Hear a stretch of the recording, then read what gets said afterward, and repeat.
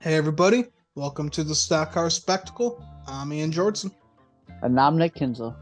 And man, what a great weekend for NASCAR to come back to North Wilkesboro. The revival of the track. Never thought we'd see this day come, but man, we just had racing in North Wilkesboro.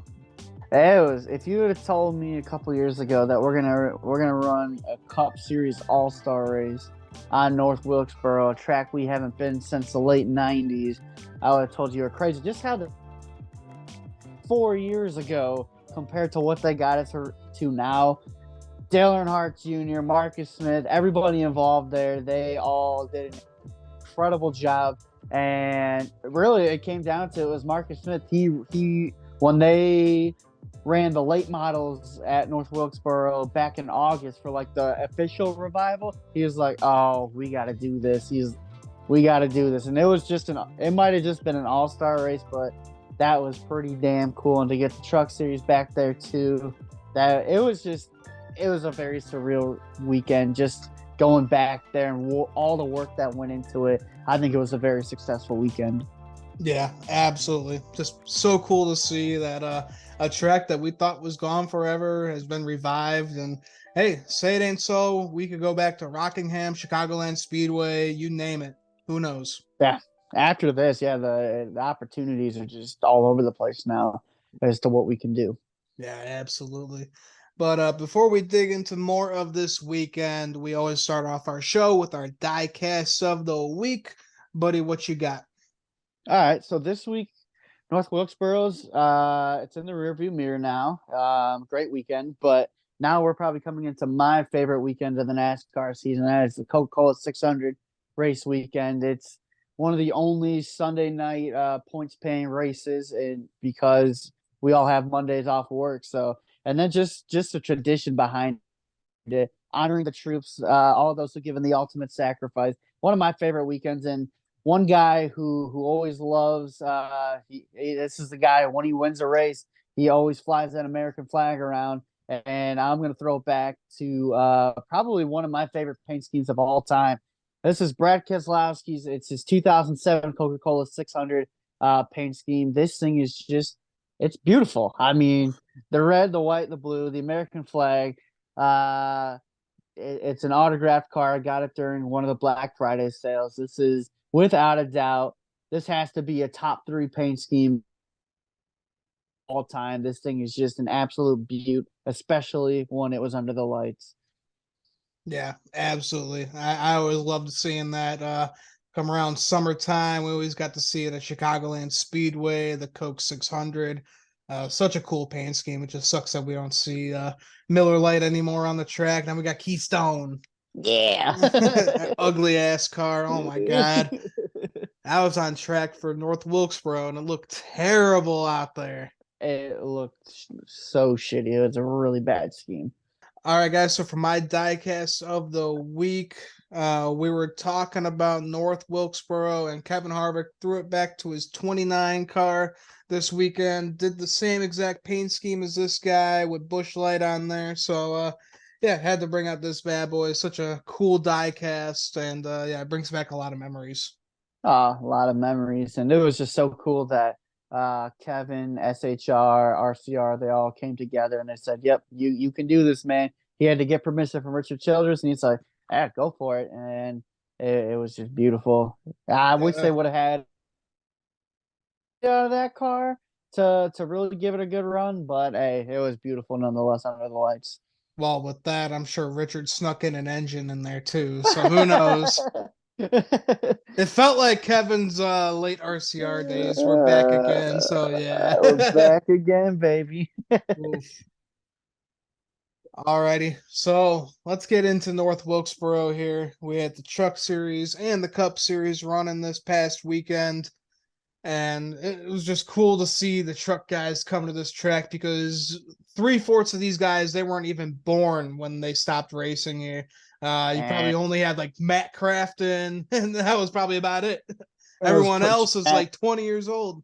Crafton, Johnny Sauter. Those are probably your only guys right there who were alive when we were still running at good old North Wilkesboro. But man, you want to talk about a difficult racetrack to put some inexperienced truckers on. Track like North Wilkesboro with the old surface that they're running on, that it put on a great show is what it did. And man, but just for the inexperience of these guys, never been at a racetrack like this before, you knew it was going to be good. Yeah, absolutely. And yeah, they did put on a show. Corey Heim won the pole and he won stage one. Kyle Larson won stage two after a drag race with Corey Heim there. Pretty cool. And then Haley Deegan, it seems like she's in the highlights for all the wrong reasons this year. She's running out of talent, and she missed the turn into turn one and took out Dean Thompson, ended his day. Daniel Dye got into him, so she ruined two trucks for a mistake that she Uh, made, and she seems to be making a lot of mistakes lately. I just really think that we're getting to this point in the season where Haley Deegan is driving for one of the best teams in the truck series right now. And I'm sorry, the results, they just are not there. Mm-hmm. And so badly, I want to see a woman in NASCAR go the distance, but it hasn't happened for her. But full time in the truck series, and she's still making these kind of mistakes. And she's not running up front. She's not running where her teammates are running. And it's just really disappointing to see, because I really thought after those two wins that she had down in the K&N series that she was just going to propel. And yeah, everybody goes back to the one Xfinity run that she had. Maybe you put her in an Xfinity car, see what she does, but she can't get it done for the best team and one of the best teams in the truck series right now, and that's alarming for sure. It's been 3 years of nothing but mediocre runs for Haley Deegan, and something's got to change really soon if she wants that Xfinity Series future. Yeah, So even I if don't she know. wants to stay in the truck series, I would say not really making a good case for herself as of late. Alrighty, and then some other guys that ran into some bad luck here: Zane Smith, Raja Caruth, and Tyler Ankrum. They all wrecked after trucks went three wide. Ankrum bounced off, and yeah, just ended those guys' days. Definitely not what Raja Caruth wanted to see. Every time we see him, he's always running top 10, and then he gets into some kind of shit. So yeah, definitely more bad luck for Raja. Don't like to see it. Yeah, bad luck for Raja again, and I gotta say it's been 2 weeks that Zane Smith's gonna want to forget about. He has not run well these last 2 weeks, and he hasn't been to victory lane in a little bit either. So that the points race is opening it up a little bit. He's just not getting the finishes that he wants, but it's just that midseason slump. Yeah, it's a midseason slump. We know Zane Smith. He'll be back and running here soon. And then Kyle Larson, man, he put on an ass whooping. He won in overtime. Truck looked good. Driver looked good. Can't really complain about anything. Spire Motorsports won in the truck series. So, Right. yeah. I mean, NASCAR really won that day. That's for sure. Yeah. Right. At the end of the day, you got a generational talent in Kyle Larson, and you give him even just a half-ass competitive truck, he's going to make the thing go fast. And I just really think that even though that Kyle Larson hasn't run North Wilkesboro before, I still think you want a Cup veteran, a Cup champion, guy with experience. Want that guy behind the truck, and that was going to be the guy who was going to go to victory lane in this race. So you kind of saw that throughout the field. I mean, Kyle Larson, he won the race. Bubba Wallace had a good run in the top five. It's just the guys with the experience seem to prevail here at North Wilkesboro. Yeah, definitely. So, yeah, definitely. If we go back to North Wilkesboro next year, we got to keep an eye on Kyle Larson. Yeah. Alrighty, and let's go into the Cup Series. We had the heats. Chris Buescher and Daniel Suarez, they both won their heats, so they start on the front row for the All-Star race. And for the open race, we had Ty Gibbs. He won the pole from the pit stop challenge. Good to see the pit stop challenge back. It may not be in the form that we do remember it in, but hey, it was still pretty cool to see the pit crew guys kind of get a little bit camera time there. Oh yeah, it's definitely a good thing to see. I mean, the pit crew is definitely it's a valuable asset to your race team right there. If you don't have a good pit crew, you're not going to win races. So it's definitely good on an all-star weekend like this to have those guys get their names recognized. So that was definitely cool to see. Yeah, absolutely. So we had Noah Gragson. He made a mistake early in the race. He bounced off that inside wall that was kind of sticking into turn one there. I mean, a lot of people were looking at that and saying it's going to be a problem. And yeah, it became a problem. Noah Gragson got into it and he took a couple drivers with him too. Oopsie. Yeah. That was just one of those oh shit moments right there. Yeah. It was going to be someone. Just, of course, it had to be Noah. And then we had a little bit of fun here with Michael McDowell and Ty Gibbs. Ty basically pushed McDowell out of the way, forced him to go 3 wide, and pushed him into Justin Haley, and just took those 2 cars out of competition, and pretty much gave McDowell the green flag to fuck with Ty Gibbs as much as possible. Well, okay, so we talked about this a lot with Ty Gibbs in the Xfinity Series last year. It seems like he was running into trouble quite a bit, and he just wasn't giving these guys the respect that they really deserve. And that's not going to fly at the Cup. He kind of got away with it down at the Xfinity Series level. Nobody really did anything to him, minus like Ryan Sieg or something like that. But you're not going to get away with that here in the Cup Series. And even if it's a guy like Michael McDowell, he's not going to take too kindly to that. And he's trying to race his way to the All-Star race, so of course he's going to be pissed off. So Ty Gibbs, this is just going to be one of those growing pains. He's had some solid runs this year, but he's still out on the racetrack trying to earn the respect of these longtime Cup Series veterans, even if it is a guy like Michael McDowell. So yeah, I saw nothing wrong with what McDowell did. I mean, he gave it one good shot and he fucked Ty Gibbs in the end, is what he really did. He fucked him out of winning the Open, so he set out what he had to do. But yeah, I don't fault McDowell at all. I mean, Ty Gibbs, he's still out here trying to earn the respect, and when you're gonna pull shit like that, even if it's in the All-Star Open, you're gonna have some growing pains right there. Yeah, exactly. So it's just cool to see McDowell stand up for himself and just kind of fuck with Ty Gibbs and take away his win. That's what he did. So yeah, cool to see. Alrighty. So then we had Josh Berry winning it. Ty Gibbs got second, so those two got in, and Noah Gragson won the fan vote. Honestly, not too big of a surprise. Noah's probably one of the most popular guys in the Cup Series right now, and he's a fucking rookie for it. So the guy knows how to make a name for himself and stay in the limelight. Right. I mean, I don't think out of the guys that they showed who were like the top five and top five, I just don't think there's anybody else who was going to win that other than Noah Gragson. Yeah, his race car got beat up during the process, and I'm sure that's not how he wanted to get into the All-Star race. But he got into the All-Star race his first year running full-time Cup Series. Yeah, that just really goes to show the fan base that car 42, driver 42 that he has, and he's got some wild fans, he's got some good fans though, and Noah Gragson, his fan base, they showed up for him. Yes, they did. Yes, they did. So good to see that for Noah. So then we get into the All-Star race. So yeah, we said Daniel Suarez, he won the pole from the heats. And we had an early spin for Ricky Stenhouse. He tried to cross over the 43 on the front, did not make it, and spun himself out, did 360. Car was fine, so he was able to continue.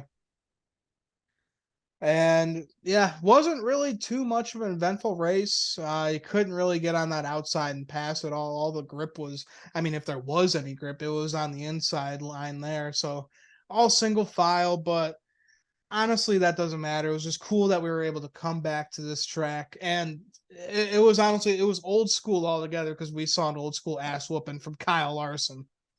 So yeah, this is so first of all, Kyle Larson won this race after that caution came out because he was one of the first guys to come down pit road. This guy restarted dead last, and he drove his ass up through the field, got the lead, and before that caution at lap 100 for like the scheduled mandatory caution, Kyle Larson had a 12-second lead on the entire field over second place. This dude just put on a clinic, and it's funny because you have all these fans who were bitching about the race last night saying, this race sucks, it's not good. But these are the same fans who are like, we want racing back to what it used to be. Well, racing at North Wilkesboro, this is what it used to be. This is just a definition of an old school ass whooping, and that's what Kyle Larson did on this field on this night, and there was nobody touching him. There, not a single car. After what he did in that opening segment, in that opening 100 laps, driving from last all the way up through the field, that was something that I have not seen in a while. He just opened a can of whoop ass on him, and that happens sometimes. Yeah, honestly, it's been a long time since we've seen that kind of ass whooping. Last I can really think of is Truex at the Coke 600 in 2017. Right. He just did not look back. So yeah, good for Kyle Larson. I mean, that's the kind of driver he is. He's gonna be that guy that just puts on an old ass whooping, and he'll be 12 seconds ahead of second place. But I will say though, I can understand why some people are upset with how that race ran. Like, this is the All-Star race. It's for $1 million.